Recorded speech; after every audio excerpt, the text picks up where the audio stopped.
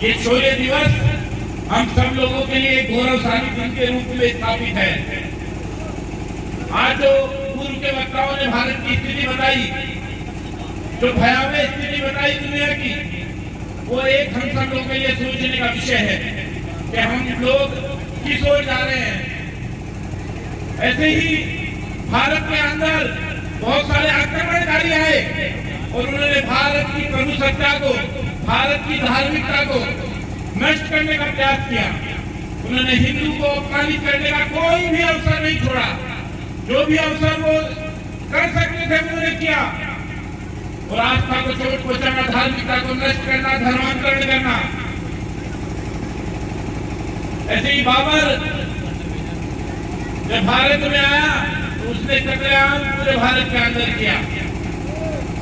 और बाबर का सेनापति मीर बाकी जब अयोध्या में गया तो उसने भगवान राम के मंदिर को तोड़कर एक बाबरी ढांचा खड़ा किया, एक कलंक खड़ा किया, जो हिंदू के स्वाभिमान के लिए, भारत के स्वाभिमान के लिए एक कलंक के रूप में स्थापित लंबे समय रहा।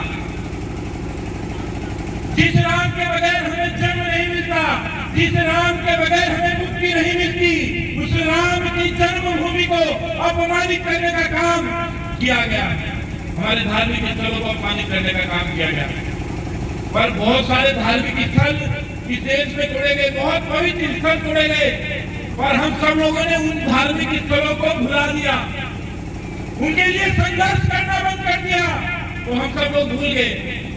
ये राम मंदिर जो है इसलिए जिंदा रहा क्योंकि हमने संघर्ष करना नहीं छोड़ा, हमने बलिदान देना नहीं छोड़ा।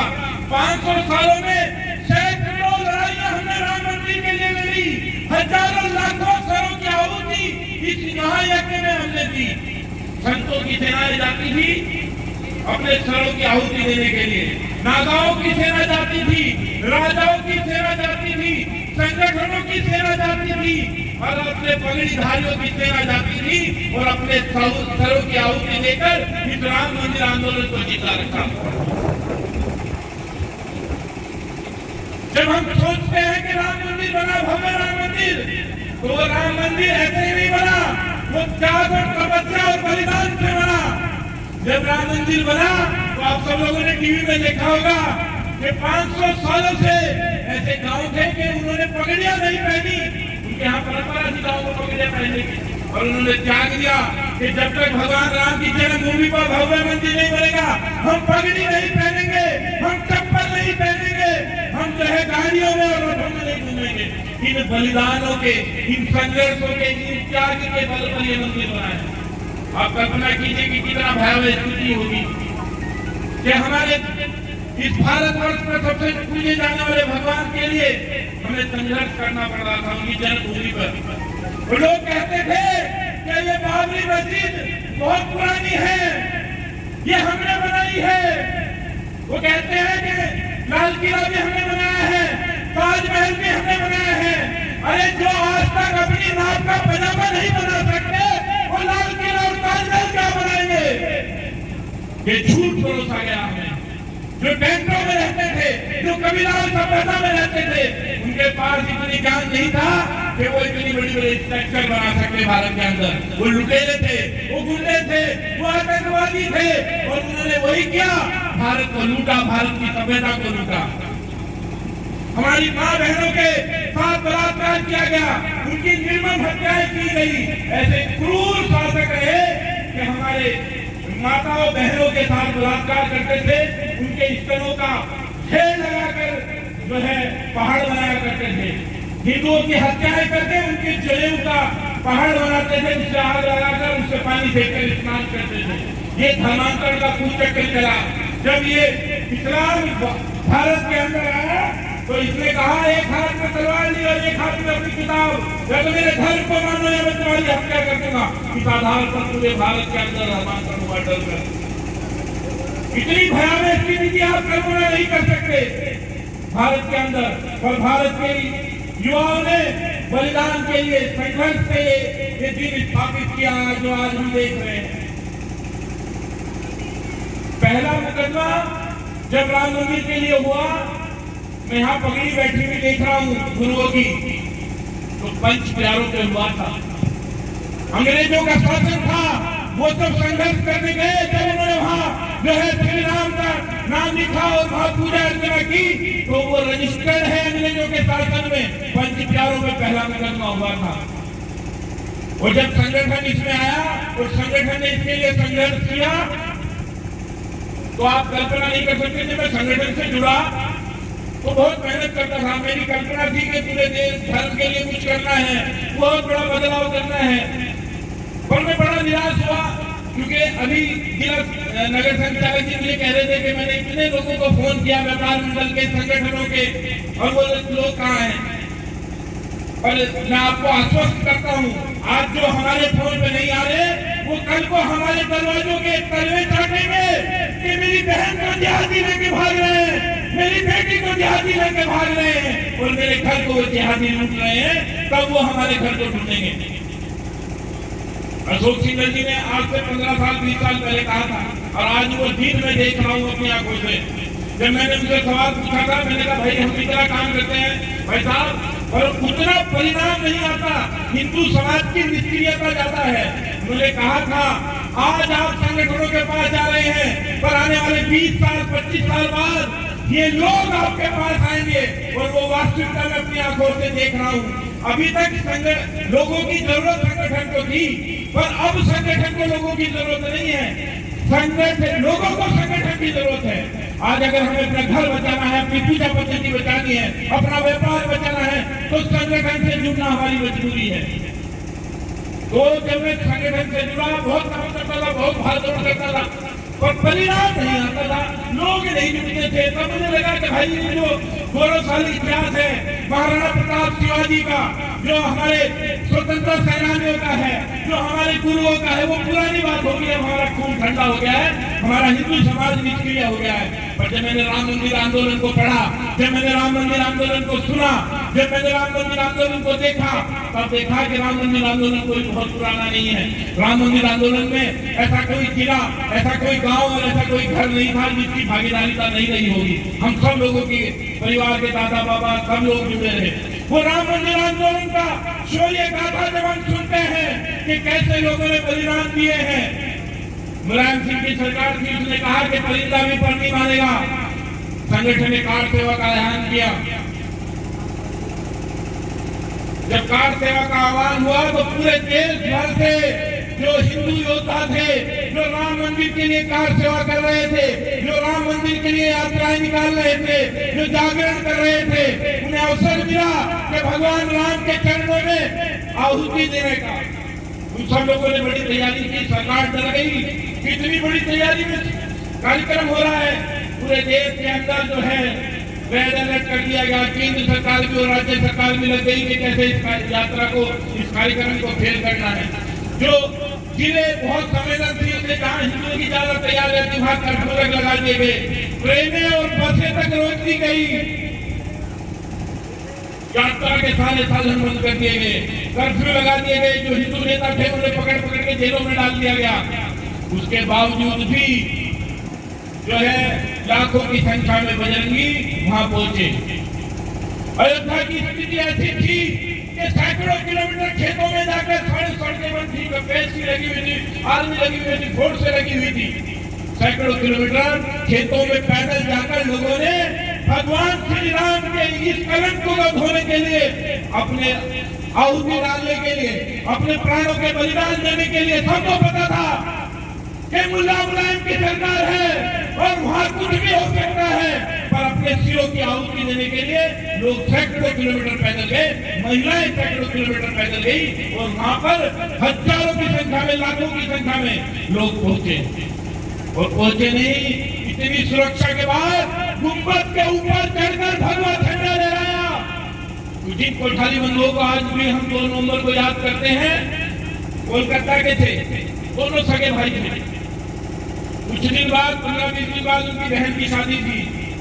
घर वालों ने समझाया कि भाई बहन की शादी है, इसे निकलाओ, कहाँ जा रहे। उन्होंने कहा कि हम बजरंग दल के कार्यकर्ता हैं, पूरा जीवन हमने बजरंग दल की धर्म की सेवा की है। आज भगवान राम हमें पुकार रहे हैं, आज धर्म का मेरी जरूरत है। मैं पहले वहां जाऊंगा, पहले मैं अयोध्या जाऊंगा, फिर आके बहन की शादी करूंगा। घर वालों ने समझाया, एक चला जा भाई, एक करूंगा। माने नहीं, दोनों जाएंगे। और वो कोठारी बंधु झंडा लेकर उस गुंबद पर चढ़े थे, और जब गोली लगी एक भाई नीचे गिरा, दूसरा भाई गैलरी में खड़ा था। सब लोगों ने समझाया कि गोली लग गई है, अभी मत बाहर जा। उसने कहा कि मैं अपने भाई की लाश लेकर नहीं जाऊंगा, उसने सीने पे गोली खाई है, मैं भी सीने पे गोली खाऊंगा। और सेना को जो सिपाही पुलिस के खड़े थे उन्हें ललकारा और गोली सीने पे खाकर अपने प्राण दिए। वो अयोध्या कि सरयू नदी का रंग लाल था, इतनी लाशें, इतनी लोगों को बलिदान हुआ कि एक्सीडेंट ट्रकों में भर भर के सरयू नदी में लाशें गिरी, समुद्र तक लाशें बह के गई है, इतना बड़ा बलिदान था। सहारनपुर में एक कार्यकर्ता के घर में गया, उसने चाय नाश्ता खिलाया हमें बहुत अच्छा, और फिर वो एक फाइल ले गया। उस फाइल में उसके पिताजी राम मंदिर के आंदोलन का संघर्ष लिखा हुआ था कि जब राम कार सेवा का आह्वान हुआ और सभी जिलों से लोग जा रहे थे, तो मेरे पिताजी सहारनपुर में उस आंदोलन का नेतृत्व कर रहे थे। एक दिन पहले ही पुलिस ने उठाकर उन्हें जेल में डाल दिया, और जिस दिन आंदोलन वहां गोलीबारी हुई शाम को उन्हें छोड़ दिया। शाम को जब छोड़ा तो उन्होंने पता लगा कि भगवान राम के लिए लोगों का बलिदान हुआ है, इतनी बड़ी संख्या में लोगों ने शहीद हुए हैं। तब उन्होंने कहा कि मुझे अवसर मिला था भगवान राम के लिए अपने प्राणों को देने का, और इस सरकार ने और इस नेताओं ने मुझसे वो छीन लिया। उन्होंने 2 चिट्ठियां लिखी, एक सरकार के नाम और एक संगठन के नाम। उन्होंने कहा कि मैं इस दिन का इंतजार कर रहा था कि भगवान राम के चरणों में अपनी आहुति दूं, और ये अवसर मुझसे छीन लिया है, मैं इस अवसर को गवाऊंगा नहीं। और वो रेलवे स्टेशन पे जाकर और रेलवे की पटरी पर जाकर अपने प्राणों की आहुति दे दी। आज हम सब लोग समय नहीं दे पाते। आप कल्पना कीजिए उस व्यक्ति में कितना जुनून होगा धर्म के प्रति, राम के प्रति, और बलिदान होने के लिए कि वो जाकर रेलवे स्टेशन पर जाकर रेल की पटरी पर जाकर अपने प्राणों को त्याग देते हैं। हम सब लोग बहाने ढूंढते हैं, संगठन की बैठक होती है, संगठन के कार्यक्रम होते हैं, हम सब लोग बहाने ढूंढते हैं।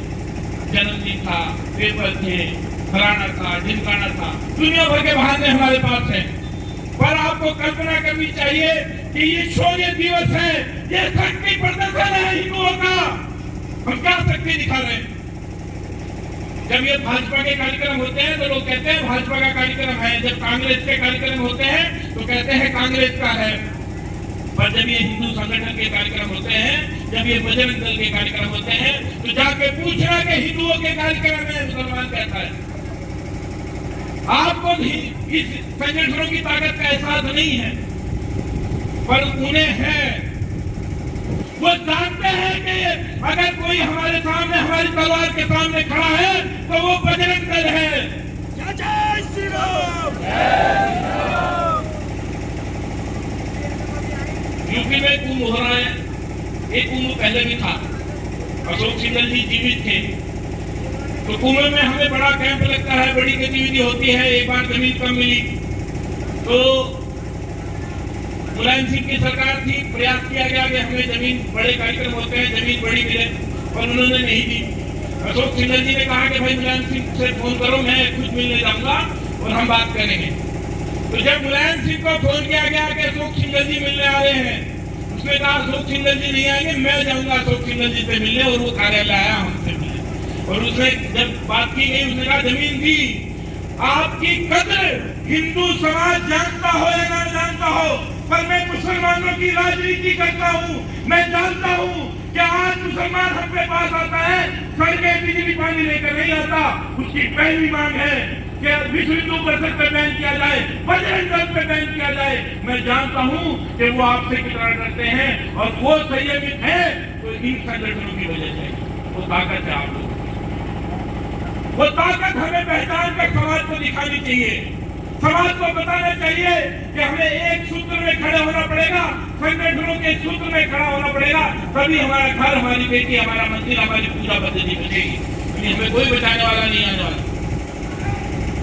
मुसलमान एक बड़ी योजना के साथ काम करता है, वो साल भर में एक बार अपनी ताकत दिखाता है। उनके यहाँ हमसे ज्यादा जातिवाद है, हमसे ज्यादा जो है मतभेद है। ये शिया है, ये सुन्नी है, ये गाड़ा है, तेली है, ये जुड़ाया है, अंसारी हमारी ये दुनिया भर की जातियां हैं, एक दूसरे की मस्जिद में नहीं जा सकते, एक दूसरे के कब्रिस्तान में नहीं, कब्रें फाड़ते हुए देखा टांग पकड़ के मैंने उनकी एक दूसरे की, पर वो इस्लाम के नाम पर, धर्म के नाम पर, अल्लाह के नाम पर सब एक हो जाते हैं। हम सब लोगों को भी कुछ उनसे सीख लेनी चाहिए। हम सब लोगों को भी इस भगवे के लिए, धर्म के लिए एक होना पड़ेगा। उस दिन ये समस्या का समाधान होगा। मुजफ्फरनगर में दंगा हुआ, वो दंगा लास्ट तक जा ठोका मुसलमानों का था। वो 2 सभाएं हुई, वो हमें सिखा के गई। एक मुसलमानों की बड़ी सभा हुई, मुसलमानों की सभा में सारे नेता, वो बसपा का होगा, वो कांग्रेस का होगा, वो भाजपा का होगा, वो किसी भी पार्टी का था, पर वो जो भी नेता थे सारे एक मंच पर थे। फिर जब हिंदुओं की सभा हुई तो एक विचारधारा से जुड़े हुए लोग थे। हम सब लोगों को भी यही करना होगा, लोगों का मन बनाना होगा कि एक बार हमें अपनी ताकत दिखानी होगी। मैं वोट किसी को भी दूंगा, मैं कांग्रेस को दूंगा, मैं भाजपा को दूंगा, मैं किसी को भी वोट दूंगा, पर मैं हिंदू होने के नाते हिंदू संगठनों के बैनर पर साल में एक बार ताकत जरूर दिखाऊंगा।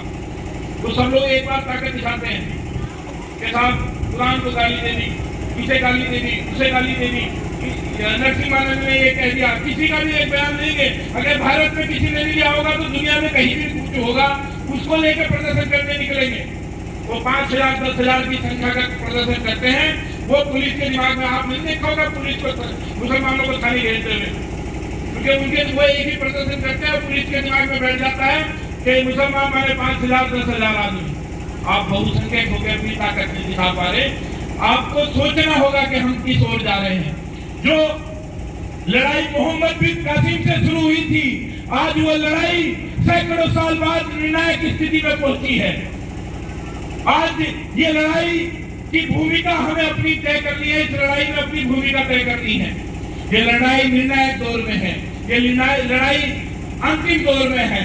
इस लड़ाई में हमें अपनी भूमिका तय करनी होगी और समाज का जागरण करना होगा। समाज को बताना होगा कि उनके सामने क्या क्या चुनौतियां हैं। हम सो रहे हैं, हम सब लोग अपनी मस्ती में हैं, हम आंखें बंद करके बैठे हैं, वो समस्याएं खत्म नहीं होंगी। हम सब लोगों को सिखाने बहुत सारे लोग आते हैं, प्यार से रहना चाहिए, मानवता से रहना चाहिए, बहुत सारे लोग आते हैं, पर उन्हें कोई सिखाने नहीं जा रहा।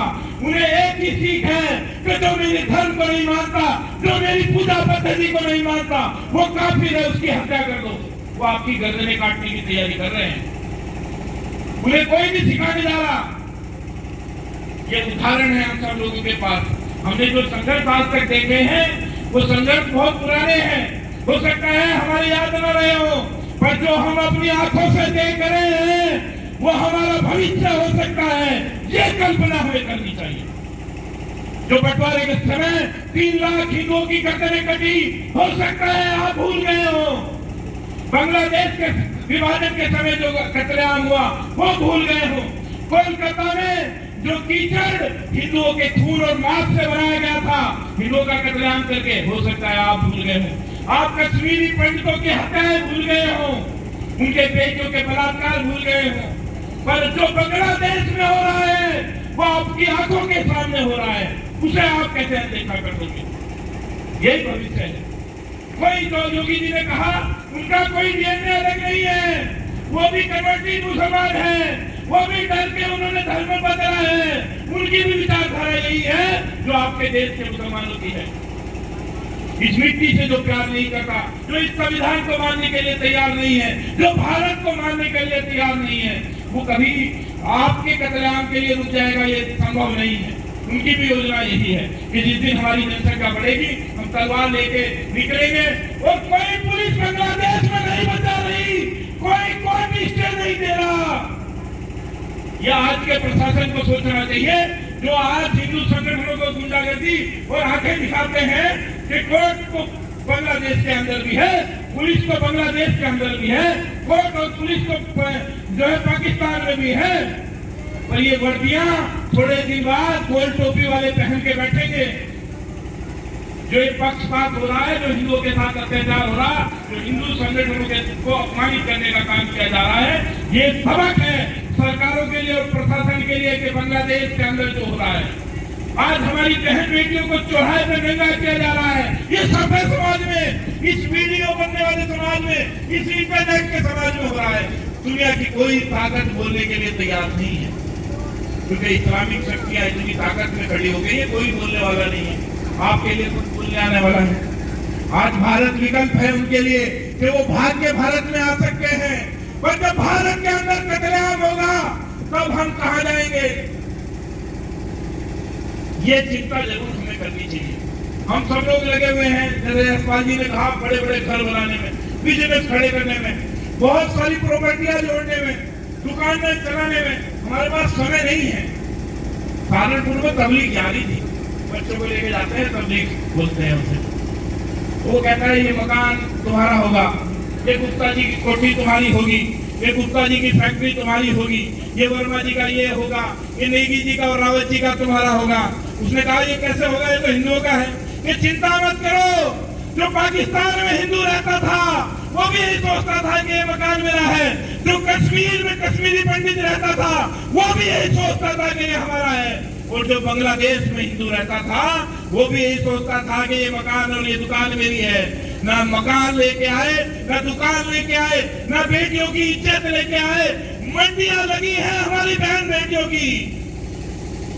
हम सब लोगों को कल्पना करनी होगी कि हम सब लोग ये जो प्रॉपर्टियां जोड़ रहे हैं इनका भोग हमारी आने वाली पीढ़ी कर पाएगी कि नहीं कर पाएगी। समस्या बहुत विकट है, क्योंकि वो बहुत बड़ी तैयारी से काम कर रहे हैं। वो तलवार का डर दिखाकर धर्मांतरण कर रहे हैं। वो जो है इस्लामिक धर्मांतरण कर रहे हैं, वो ईसाई धर्मांतरण कर रहे हैं। ईसाई मुस्लिमिया भी बहुत बड़ी संख्या में बहुत बड़ा धर्मांतरण कर रही है। हमारी तैयारी क्या है? हम अपने धर्म को चौराहों पर खड़े होकर गालियां देते हैं। आज 2000 लड़कियां ऑन रिकॉर्ड भागती हैं उत्तराखंड के अंदर से। जब हमने सूचना में मांगा तो 2000 लड़कियां, 80% लोग मुकदमा दर्ज नहीं कराने जाते। अभी मैं आ रहा था तो रास्ते में एक लड़की का फोन आया मुझे कि भैया मुझे आपका कहीं से नंबर मिला है और मैं जो है अल्मोड़ा के फलाने वहां से क्षेत्र से रहती हूँ, और एक मुझे मुसलमान पत्रकार मिला, उसने कहा तुझे मीडिया में लेके जाऊंगा।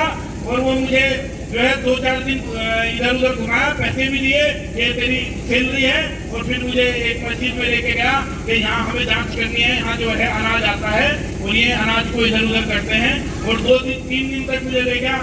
फिर वो भी कहता है कि तेरी नमाज पढ़ानी सिखाओ। मैंने विरोध किया कि मैं क्यों पढ़ूंगी भाई नमाज, अच्छी बहुत अच्छी चीज है, तभी तो इनसे खुले मिलेगी, तभी तो हमें पता लगेगा कि मस्जिद के अंदर क्या गड़बड़ियां हो रही हैं। और फिर जब वो नहीं मानी तो उसे चाय में नशीला पदार्थ खिलाकर बुर्का पहनाकर उससे निकाह कर रहा था। उसकी होश आई, उसने विरोध किया, तब वो हमारे पास आई कि मेरे साथ ऐसा ऐसा हुआ है। तो ये कल्पना कीजिए कि वो लोग कितनी बड़ी योजना बनाकर काम कर रहे हैं। आपकी ये जो लड़ाई थी ये बाबर की और राम की नहीं थी, ये विचारधारा की लड़ाई थी, ये मंदिर की लड़ाई नहीं थी, ये स्वाभिमान की लड़ाई थी, ये हेलीकॉप्टर बनाने वालों की, हम लोगों की सोच है कि हम पढ़े लिखे और हेलीकॉप्टर हमारे बच्चे बनाएं, और एयरपोर्ट उड़ाने वालों की लड़ाई थी। एक विचारधारा है जो आतंकवादी विचारधारा है। तो हम सब लोगों को सोचना होगा कि किस ओर देश जा रहा है, क्या परिस्थितियां देश के सामने है।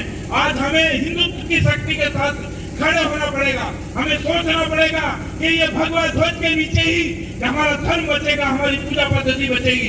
भगवान राम ने राक्षसों को मारा, भगवान कृष्ण ने राक्षसों को मारा, शिवाजी और महाराणा प्रताप ने राक्षसों को मारा, और गुरु गोविंद सिंह के बलिदानों ने और संघर्षों ने राक्षसों को मारा। पर आप कोई अवतार लेने वाला नहीं है। इस कलयुग में केवल और केवल संगठन ही विकल्प है, केवल और केवल ये भगवा ध्वज ही विकल्प है। केवल राष्ट्रीय स्वयंसेवक संघ और विश्व हिंदू परिषद और बजरंग दल ही इन राक्षसों का संहार इस कलयुग में करेगा।